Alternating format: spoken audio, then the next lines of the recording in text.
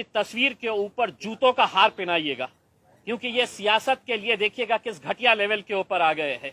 आज के औरंगाबाद शहर के अंदर कांग्रेस के और राष्ट्रवादी कांग्रेस के दलाल नेता आज सड़क के ऊपर अगर निकले तो उनको देखकर थूकना चाहिए हमें। इनकी सियासत की वजह से, इनकी घटिया सियासत की वजह से अगर सत्ता से इतना मोह था तो सत्ता को चिपके रहना था। हम तो जूते मारते हैं ऐसे नेताओं को। हम पूछना चाहते हैं शरद पवार से, या मुंह में लड्डू लेकर बैठे हुए थे?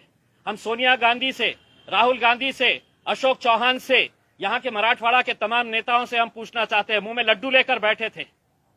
अब आओ औरंगाबाद में आपकी खातिर हम कैसी करेंगे जरा देखिए। ये हम तो चलिए औरंगाबाद और उस्मानाबाद को हम खेल लिया जाए करके। उसमें उद्धव ठाकरे साहब, हम आपकी इज्जत करते थे, लेकिन जब आप ऐसे फैसले करने के ऊपर आ गए हैं, जब जाने लगे थे तो जरा अच्छे से चले जाते तो ज्यादा बेहतर था। मैं औरंगाबाद की आवाम से अपील करना चाहूंगा, अब ये मामला केंद्र के सरकार के पास गया है, हम इसके जो भी रास्ते होंगे हम वो रास्ते निकालने की पूरी कोशिश करेंगे, और अगर वक्त आया तो हम सड़क के ऊपर भी आंदोलन करने की तैयारी रखते हैं। देखिए, मैं औरंगाबाद की आवाम से, उस्मानाबाद की आवाम से अपील करूंगा कि वो शांति बनाए रखे।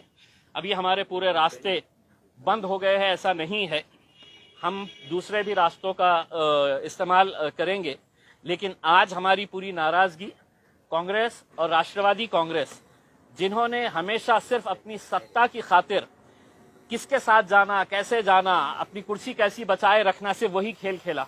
मुझे बताया गया है कि 2 कांग्रेस के मंत्री कैबिनेट मीटिंग से बाहर निकल कर आ गए। अगर तुम में जरा सी भी शर्म बाकी है तो आज इस्तीफा मुंह पे फेंक कर मारिएगा उसमें। आप इस तरह का नाटक करके पब्लिक को बेवकूफ बनाने के धंधे मत करिएगा उसमें। औरंगाबाद हमारा शहर है, औरंगाबाद के तमाम लोग, इस शहर के पीछे का एक इतिहास है, वो इतिहास को तो मिटा नहीं सकते हैं। और हम ये कहना चाहेंगे कि औरंगाबाद की आवाम के लिए आप 50 नाम रख लीजिएगा, लेकिन औरंगाबाद औरंगाबाद ही रहेगा हमारे लिए। देखिए, मैंने आपको जैसा पहले बताया है कि मरता क्या ना करता, आज उनको ये मालूम है कि अब हम एक मर्तबा कांग्रेस का सहारा ले लिए, राष्ट्रवादी का सहारा ले लिए, 3 पहियों की रिक्शा बनाकर है तो हमने 2.5 साल है तो महाराष्ट्र के अंदर सफर कर लिए है। अब दोबारा कब मौका मिलेगा ये हमको पता नहीं। तो चलिए, जाते जाते मैं उद्धव ठाकरे साहब से एक सवाल करना चाहता हूं कि इसी शहर के अंदर आप कुछ दिन पहले आए थे, आपने अपने भाषण के अंदर यह कहा था कि हम औरंगाबाद का विकास करेंगे। उद्धव साहब, कौन सा जादू किया आपने, छड़ी चलाए इस शहर के ऊपर कि पूरा विकास हो गया और आपने फिर है तो नामकरण का फैसला ले लिए है करके? उसमें आप ही की जबान के ऊपर आपने कहा था कि नहीं, मैं इस शहर के अंदर पानी पहुंचाऊंगा, हम इस शहर का विकास करेंगे करके। उसमें ऐसा क्या हो गया, इसका जवाब भी दीजिए आप, और आपको जवाब देना पड़ेगा उसमें। अब आप मुंह छुपाकर बैठ नहीं सकते हैं। आपको अगर कोरोना अगर हुआ है तो आप है तो इसके ऊपर आइए, ऑनलाइन आकर जवाब दीजिए औरंगाबाद की और उस्मानाबाद की आवाम को। उसमें आपकी घटिया राजनीति की वजह से आप हमारे शहर के अंदर हंगामा नहीं पैदा कर सकते हैं। ये शहर हमारा है, और इस शहर के लिए अगर आप घटिया राजनीति खेल रहे हैं तो हमको उसका भी जवाब देना आता है और अच्छी तरह से देना आता है। बिल्कुल करेंगे। हमने ये बताया है कि हमारे पूरे रास्ते खुले हुए हैं, और अगर वक्त आया तो हम सड़क के ऊपर भी आंदोलन करने की हमारी पूरी तैयारी है। देखिए, मैंने जैसा पहले बताया था, संभाजी महाराज, छत्रपति संभाजी महाराज, छत्रपति शिवाजी महाराज, फुले शाहू अंबेडकर, ये घटिया नेताओं के लिए महज सिर्फ एक नाम है, अपनी राजनीति चमकाने के लिए, अपनी दुकानदारी चलाने के लिए सिर्फ ये नाम है। वरना मुझे बताइएगा कि क्या वजह है कि इतने सालों तक आपने पेंडिंग करके रखा था, और जब जाते जाते जब अपना मरने के जैसी हालत हो गई है, अपनी सत्ता गिरने वाली है, तो तब जाकर आप ये खेल खेल लेते हैं। क्या वजह है आपके? आप ये बताइएगा हमारे को कि अचानक जाते जाते आपको क्यों ख्याल आया? यही तो हम कहते हैं कि आपको संभाजी महाराज से कोई आदर है, सम्मान है, प्रेम है, ऐसा नहीं है।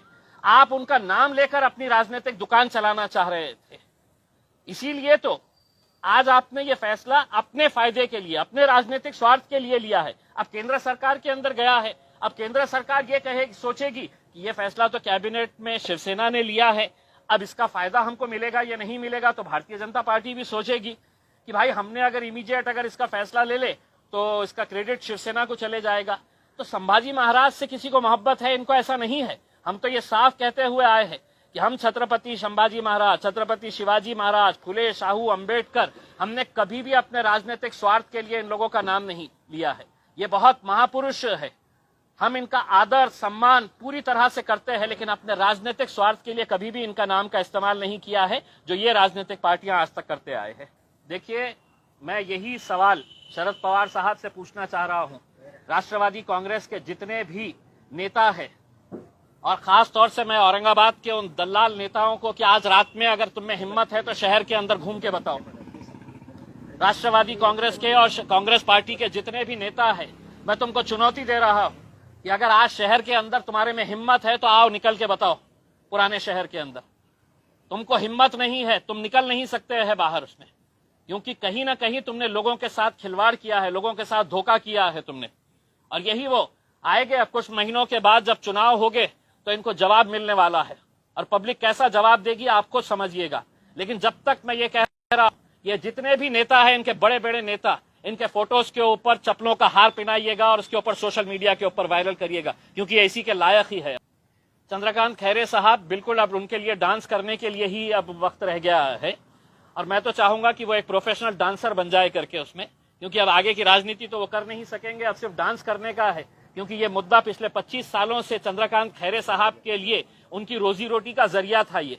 अब ये एक मर्तबा हल हो गया है तो आप क्या करने वाले हैं वो पता नहीं है। तो इसलिए चंद्रकांत खैरे साहब अच्छे ठुमके लगाइएगा। अब आपको आगे इसके बाद है तो सिर्फ ठुमके ही लगाते रहना है।